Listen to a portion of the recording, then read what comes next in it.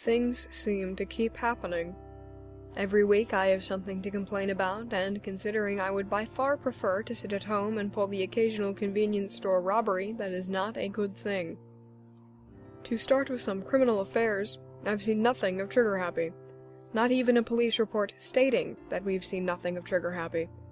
I doubt they've moved on. Perhaps there is something larger in the works.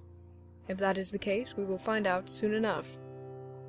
I almost managed to get Terry over here to work on my technology, but something came up and we decided to postpone the appointment. Michael and Cole were over to check on Michael's healing progress, as my house is apparently the best place to meet for some reason, and Michael decided he wanted to see what I had on my computer. I caught him trying to sneak into my office. Cole was attempting to take over my kitchen at the time as well, which does not bode well for my sanity. On the subject of my sanity, Michael was attacked again, and I found him that way this time. I've picked up his habit of taking walks fairly often, and I happened to be downtown Tuesday evening when I detected some signs of a struggle. I turned down that street and was just about to enter an alleyway when someone decided to leave it, nearly running me down on their way out. I stood there for a brief moment, trying to decide whether it was worth my time to follow them when I heard someone in the alleyway call my name. It was Michael, battered and bruised, but very much alive. I realized whoever this mugger was, they were a hell of a coward, considering they couldn't even take an extra few seconds to finish the job before running off. They would have had their target, but then again, so would I. It didn't take long to assess Michael's condition as mostly fine, and it took even less time for me to become angry for multiple reasons.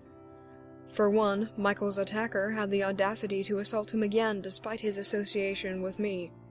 For another, Michael had not been very careful. Being alert is as important as being able to defend yourself, and without one it is twice as important to employ the other. I'm amazed he's survived this long without either. I was in the midst of plotting his attacker's death for this minor inconvenience when Michael suddenly decided he wants to learn how to defend himself. We began learning basic self-defense yesterday, as a matter of fact, but that doesn't relate to the current retelling. It took me a disappointing day and a half to track the mugger down, and I had to utilize an unfortunate number of people to find them. I had no face and no name, so the trail was more of an asking Terry to give me access to things, like the records of the group the raid was on, using what information I got from that to narrow down my search a bit, having an old acquaintance of mine talk to a friend of hers to get a little more information to narrow it down a bit more, and a multitude of other exchanges that would be cut for length. I finally tracked them down living alone above a cafe I used to visit in high school. I asked them some questions about their motivation first, but they were disposed of not long after that. Apparently, they were the missing third of that duo from the raid. One was killed during the events of the raid, and the other was captured afterward. They had been convinced their third was dead, and were working for the Anzel's opponents in exchange for information about who had killed their third. Apparently, it was me. They hadn't actually seen the death, which is the impression I was given.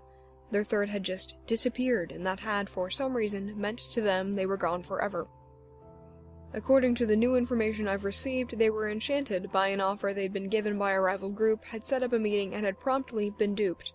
Too embarrassed to go back to their partners, they disappeared from the face of the earth instead. Quite unfortunate that someone is so concerned for themselves they don't consider the people they actually enjoy.